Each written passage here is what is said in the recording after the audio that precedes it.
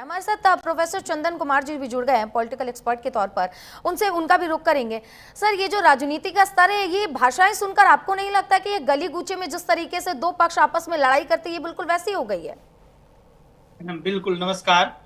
जिस प्रकार से ये राजनीति का में भाषा का स्तर गिरता जा रहा है और खासकर हिंसात्मक भाषा जो ये महुआ मोइत्रा ने बोला है, ये हिंसात्मक भाषा है और सिर काटकर प्रधानमंत्री के टेबल पर रख देना, ये राजनीतिक स्तर को बहुत ही निचले स्तर पर ले जा रहा है। जब आप एक नेत्री हैं, आप जब इस तरीके का मैसेज दे रही हैं, तो कार्यकर्ता किस प्रकार के मैसेज और संदेश देंगे? अभी बिहार में चल रहे वोटर अधिकार जो यात्रा है, वोट अधिकार यात्रा, उसमें देखिए कैसे प्रधानमंत्री मोदी जी के बारे में बोला गया व्यक्तिगत तौर पे। तो ये जो नेता लोग हैं, जो नेत्री लोग हैं खासकर, तो इस प्रकार के भाषा का प्रयोग करके कहीं ना कहीं राजनीति में अपनी एक नहीं होता है कि फेमस होने के लिए इस तरीके का भाषाओं का प्रयोग कर रही हैं और जो राजनीतिक स्तर को बिल्कुल निम्न स्तर पर ले जा रहा है। ये आसपास पड़ोस की जो झगड़े होते हैं, जो जमीनों के लिए विवाद होते हैं, अन्य किसी चीजों के लिए जो लोग विवाद करते हैं, उस तरीके के भाषाओं का प्रयोग किया जा रहा है।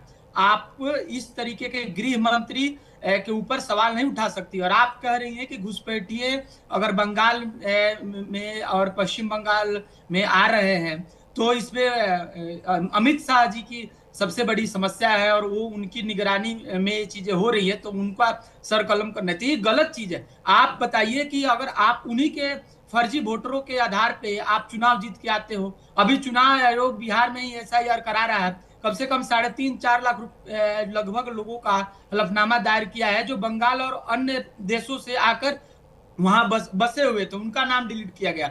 तो इनको तो समस्या होगी।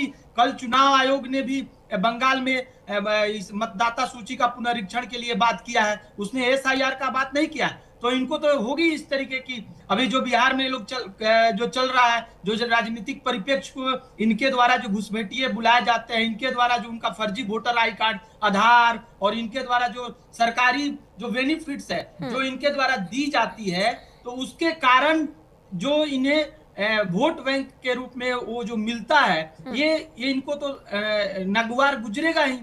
तो मैं बिल्कुल मानता हूं कि ये गलत है और इस तरीके से हमारे देश के जो भी नेता हैं, जो भी नेत्री हैं, उनको इस तरीके से किसी भी अमर्यादित और हिंसात्मक भाषा का प्रयोग नहीं करना चाहिए। देश का इससे माहौल बिगड़ेगा और एक राजनीति का स्तर बिल्कुल गिरता चला जाएगा। बिल्कुल। और तस्वीरें